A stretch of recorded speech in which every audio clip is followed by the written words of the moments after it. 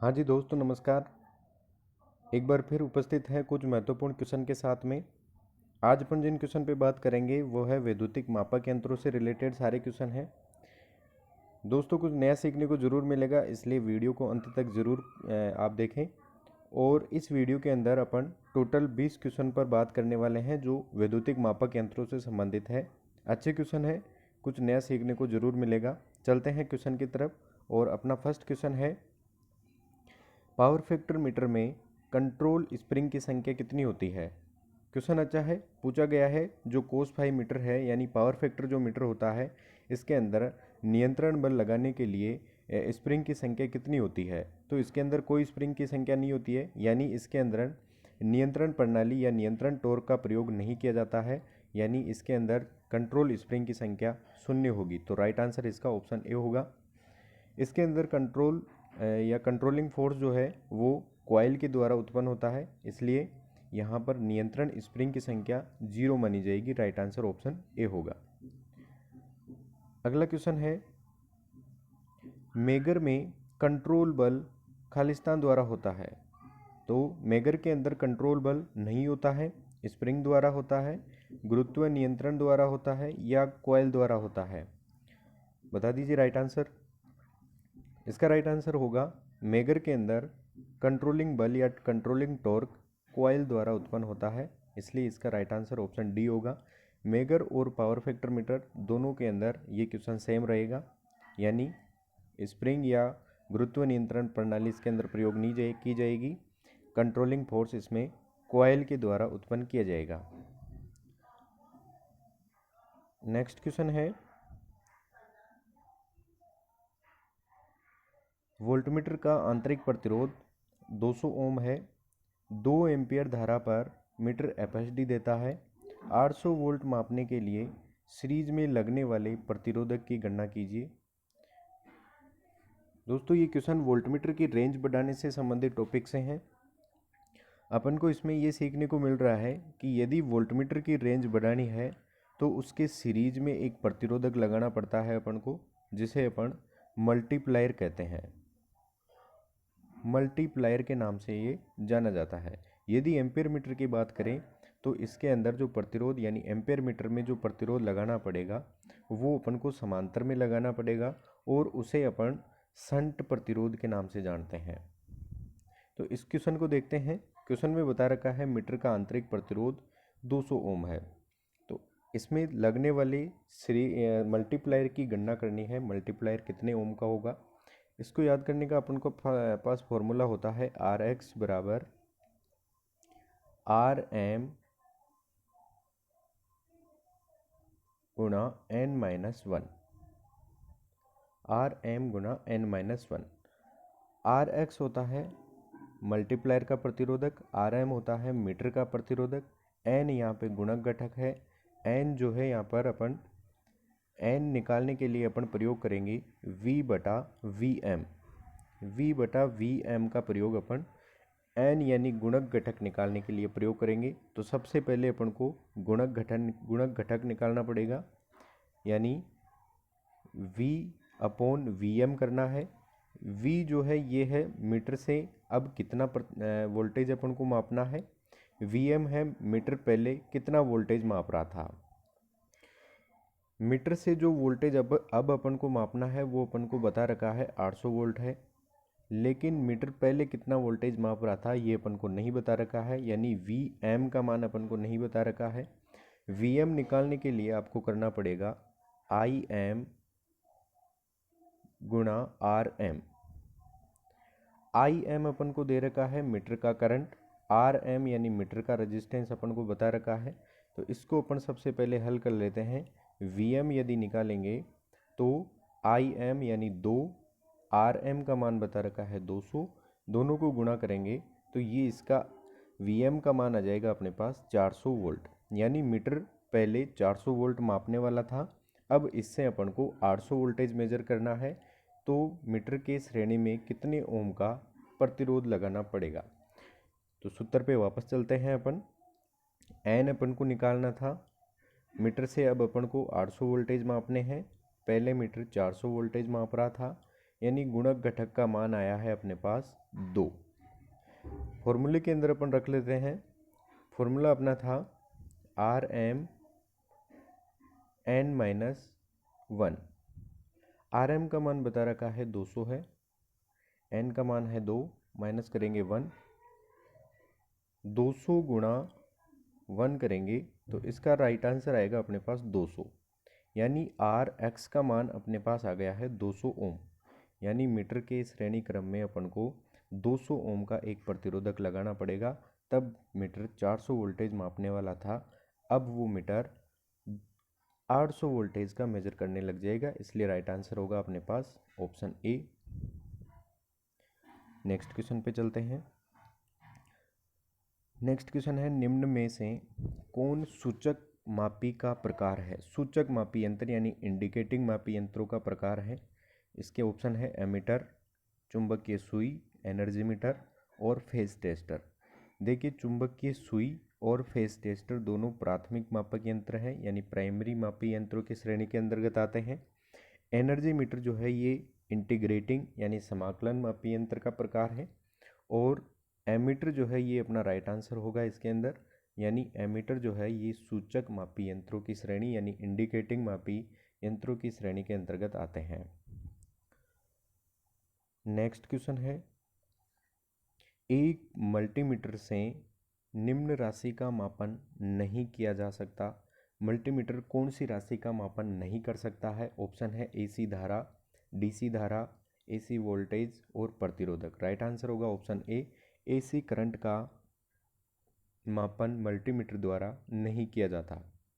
याद रखिए, वर्तमान में टोंग टेस्टर का प्रयोग ज़्यादा किया जाता है, उसमें एसी धारा का मापन करने का ये ऑप्शन ज़रूर मिलता है आपको।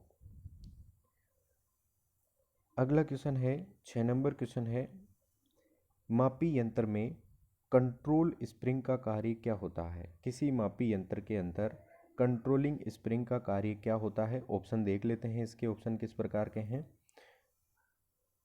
ऑप्शन है इसके नियंत्रण बल देना, कंट्रोलिंग स्प्रिंग का कार्य होता है नियंत्रण बल देना, ऑप्शन है इसके। दूसरा ऑप्शन है कॉइल को सप्लाई देना, तीसरा ऑप्शन है ए और बी दोनों, और अंतिम ऑप्शन है चौथा इनमें से कोई नहीं। मापी के अंदर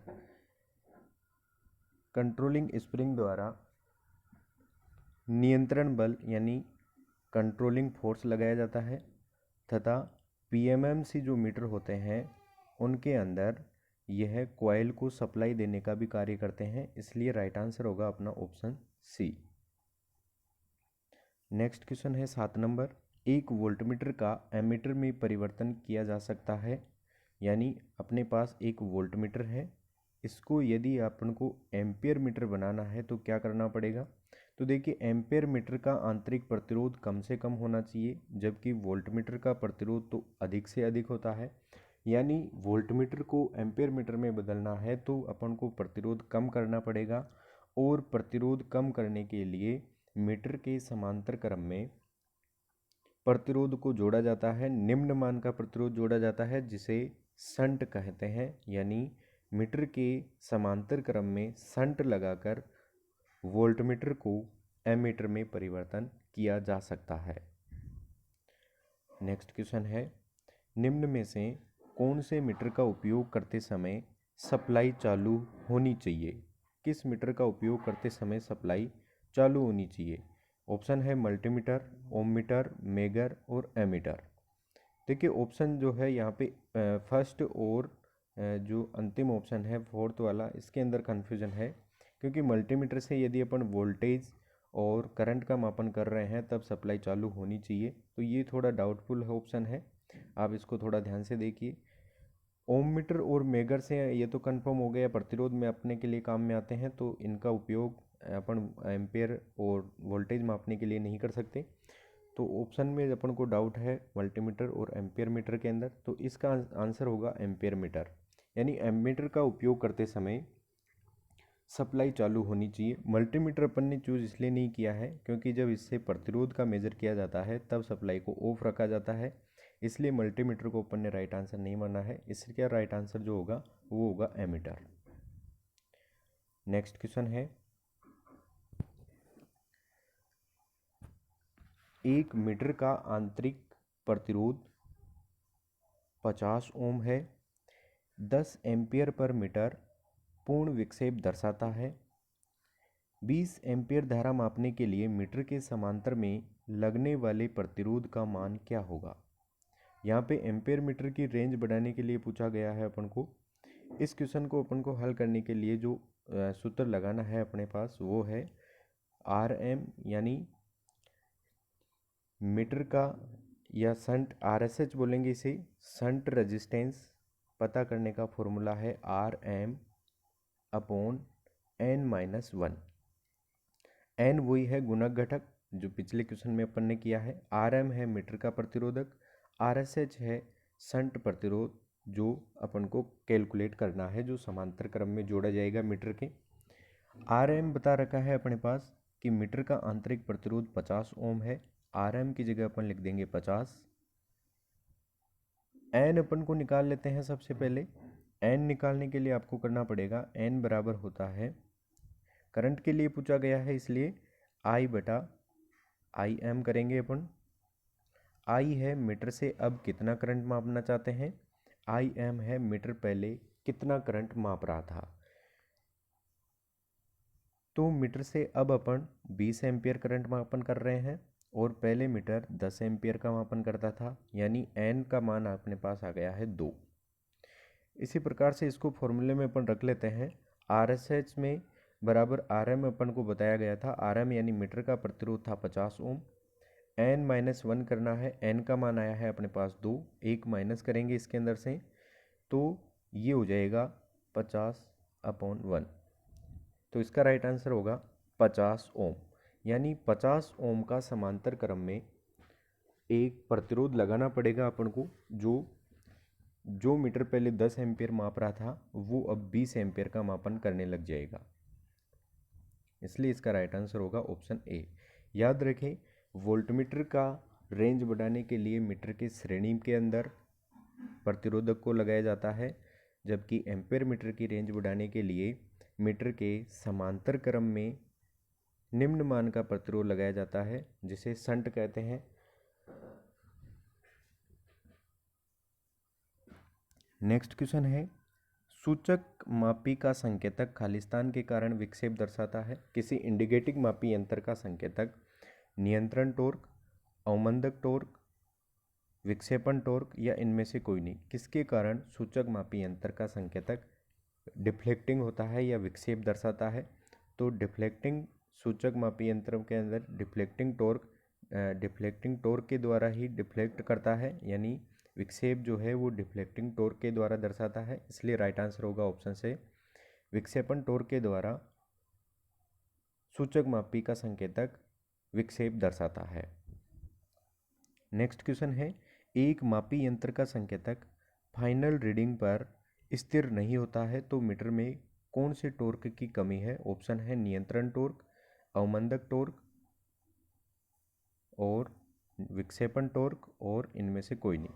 इसका राइट आंसर होगा यदि अवमंदक टॉर्क। यदि मापी का संकेतक फाइनल रीडिंग पर स्थिर नहीं होता है, यानी रीडिंग मान के आसपास वो मूव करता रहता है, हिलता रहता है, तो वहाँ पर मीटर के अंदर डैम्पिंग फोर्स की कमी है, यानी अवमंदक टॉर्क की कमी है। वहाँ पर इसको आपको देखना पड़ेगा, इसे आपको ठीक करना पड़ेगा। यानी अवमंदक टॉर्क को की कमी की वजह से मापी का संकेतक रीडिंग मान के आसपास मूव करता रहता है। नेक्स्ट क्वेश्चन है, एक वोल्टमीटर की सुग्राहिता 20 किलो ओम प्रति वोल्ट है। मीटर से 5 वोल्ट मापने पर मीटर का प्रतिरोध होगा। वोल्टमीटर सुग्राहिता का जो मात्रक होता है वो ओम प्रति वोल्ट होता है। तो यहाँ पर पूछा गया है कि मीटर से यदि 5 वोल्टेज माप रहे हैं तो मीटर का प्रतिरोध कितना होगा। ऑप्शन देखो, यहाँ पे थोड़ा सा मिस्टेक है टाइपिंग में।